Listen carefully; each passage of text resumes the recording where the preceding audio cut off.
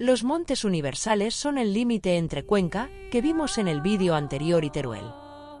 La Sierra de Albarracín forma parte de este sistema montañoso. Nuestra primera parada será en la Sima de Frías. Está al lado de la carretera que nos trae desde el nacimiento del río Cuervo. Se trata de un hundimiento del terreno por el colapso de una cueva subterránea. Es un accidente relativamente común en esta zona, y en Cuenca las hay a mayor escala. Las Torcas de los Palancares o las lagunas de Cañada del Hoyo son el mejor ejemplo. La Sima de Frías se encuentra cerca del nacimiento del Tajo, el Cabriel, el Turia y el Júcar. Esas aguas van disolviendo la roca y creando cuevas bajo el terreno. Los cañones también comparten origen. La blanda caliza es fácilmente cortada por ríos y arroyos. De esta forma se crean cañones, desfiladeros y gargantas.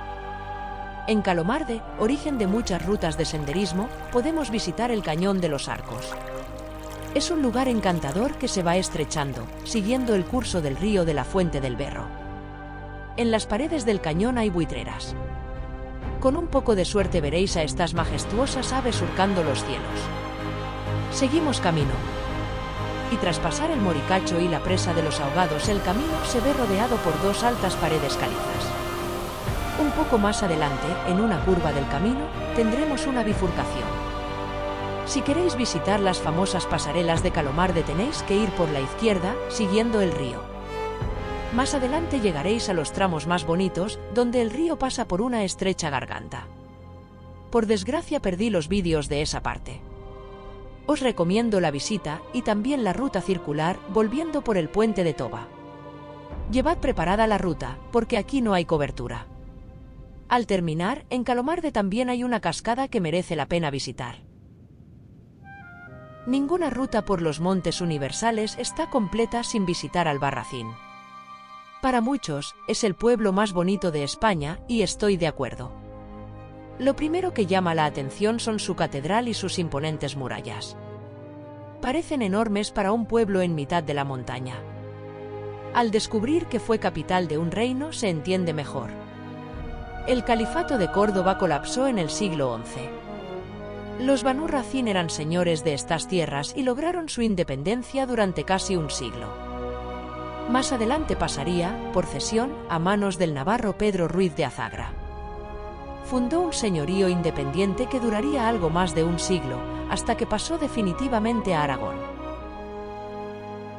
Pasear por las calles de Albarracín es muy gratificante. La arquitectura popular de la zona, en color rodeno, se conserva perfectamente. Casas de familias humildes y de familias poderosas se intercalan. Y a su vez se combinan con los restos de las torres y murallas que un día la defendieron. Las escaleras nos llevan a la muralla alta. La Plaza Mayor, antiguo zoco islámico, es uno de los puntos más céntricos de la ciudad.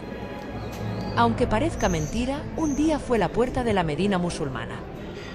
Albarracín está llena de calles y rincones con encanto. Y también miradores que nos permiten admirar la adaptación de la arquitectura al terreno. Las murallas más importantes datan del siglo XIV y no son de origen musulmán. Se erigieron para proteger el arrabal, ya que por entonces era una población extramuros. Se acabó nuestro paseo por Albarracín. Vamos a dejar la ciudad para conocer uno de los encantos más desconocidos del municipio, el acueducto romano. Está siguiendo el río, aguas abajo. Su trazado completo alcanzó unos 25 kilómetros de longitud. Otro ejemplo impresionante de ingeniería romana. Nuestra última parada es un castillo muy particular, hecho en rodeno. El rodeno es una roca arenisca rojiza muy común en esta zona. El castillo de Peracense se alza, como un gigantesco barco, en las estribaciones de la Sierra Menera. Esta es parte de la de Albarracín, dominando la llanura de la comarca del Jiloca. Fue construido como parte de las defensas de la taifa de Albarracín. Se sabe que el lugar estuvo habitado desde la Edad de Bronce. Fue cárcel y después abandonado, pero fue reocupado durante la Primera Guerra Carlista. En esta época se alteró el recinto para adaptarlo a la artillería moderna. Fue restaurado a finales del siglo pasado. Se puede visitar todos los fines de semana del año y todos los días en verano. Aquí termina el paseo de hoy. Hay mucho más por ver en la Sierra de Albarracín, pero espero que os haya gustado y nos vemos en el siguiente vídeo.